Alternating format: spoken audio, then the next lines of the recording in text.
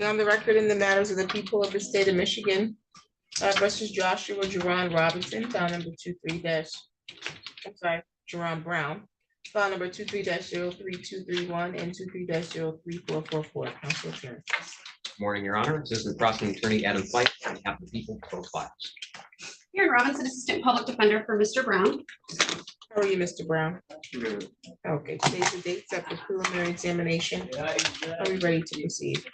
Yes, Your Honor. I'd first like to place the offer that was conveyed this morning on the record and get the defendant's piece of the offer as well. What's the offer? The offer is for the defendant plead guilty to 1 count domestic violence, third offense with a kill agreement to a county cap, getting rid of any possibility of prison. The people dismissed the remaining charges and it didn't matter to the people which file the DV third came from. All the same people on that front. It is my understanding the defendant doesn't want that offer, and so we're ready for the examination. That's correct, sir. Are you sure, or did you need to talk to your attorney more? Did you want me to reset this so you can talk to him? Because he was just conveyed this offer today. Yes, Your Honor. Would you like me to reset this so you can have more time to talk about it? Or do you want just a couple of minutes to talk about it? Okay, off the record.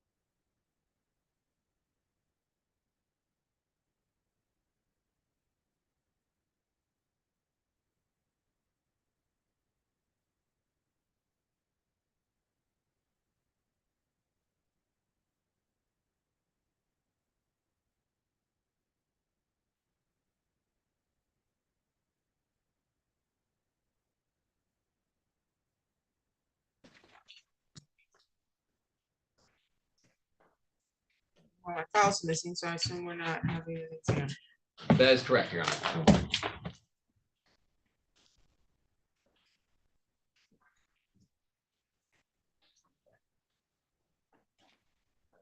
Yours.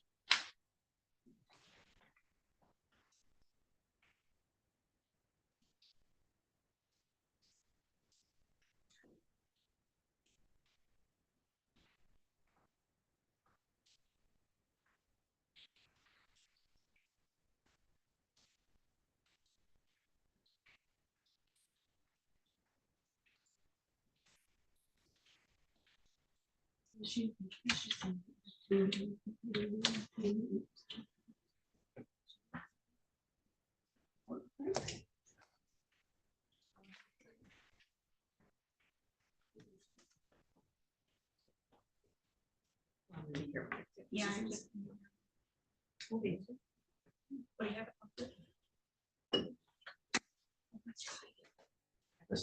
Yeah, the guy who started the fight today. It's always one of my people. At one point, I had a gang of my people beating with other ones of my people. That's very complicated. Yeah. Like I see these reports and I know every single inmate name involved. I'll follow this email. They will not.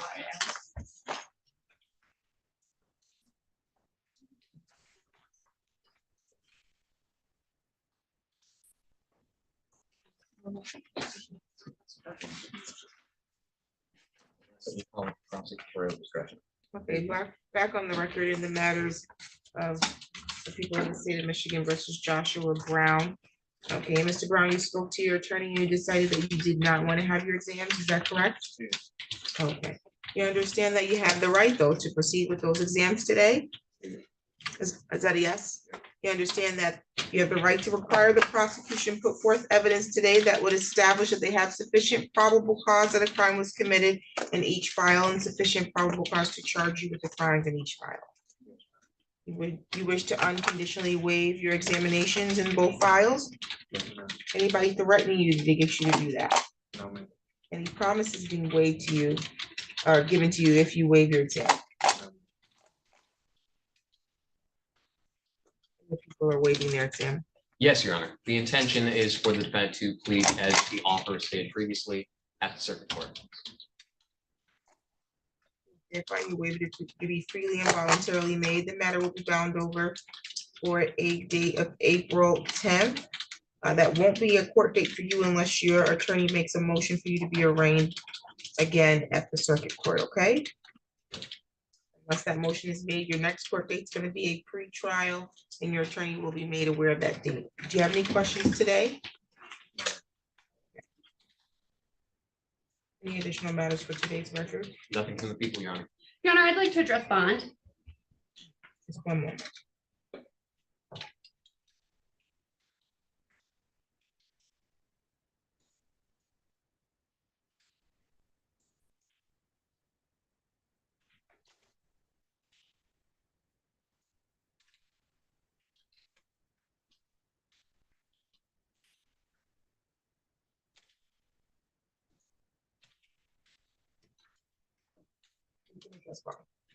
Yes, Your Honor, we'd be asking for a reduction in Mr. Brown's bond at this time.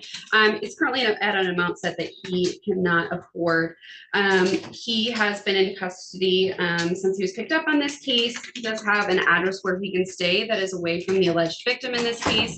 He'll be residing with his father, and he does believe that he would be able to find a job and go back to work. He does have some medical issues that he has to get cleared out before that can happen, but he thinks that that shouldn't be a big hurdle for him. So I believe that a reduction in his bond with a GPS tether would be enough to ensure the return of Mr. Brown to court as well as the safety of the public. Thank you.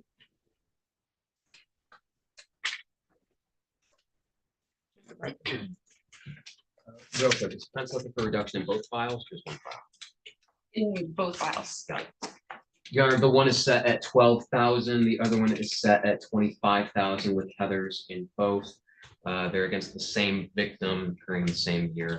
I'd ask that bond remain where it is, particularly given the intention to plead guilty at circuit court. I think that'd be appropriate to be handled at that point.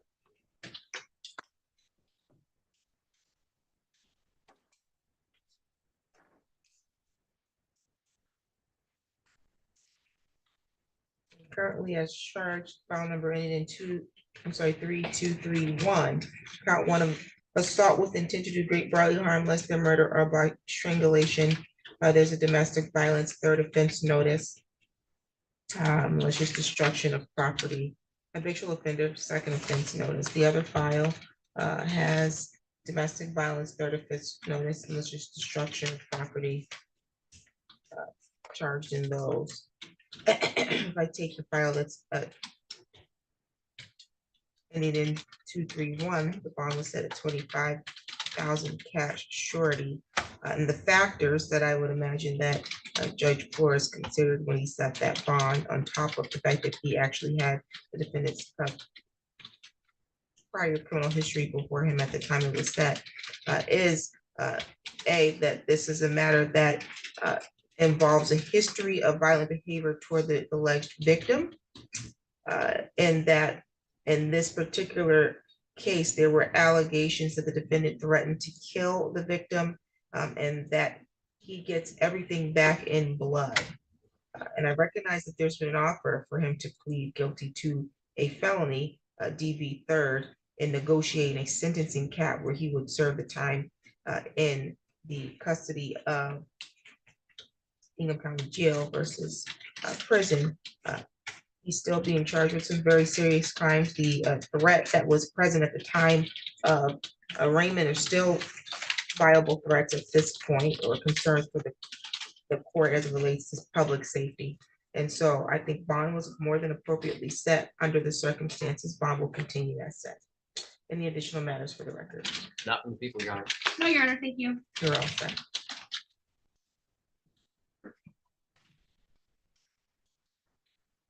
Back to 1:30 for Mr. Joyner.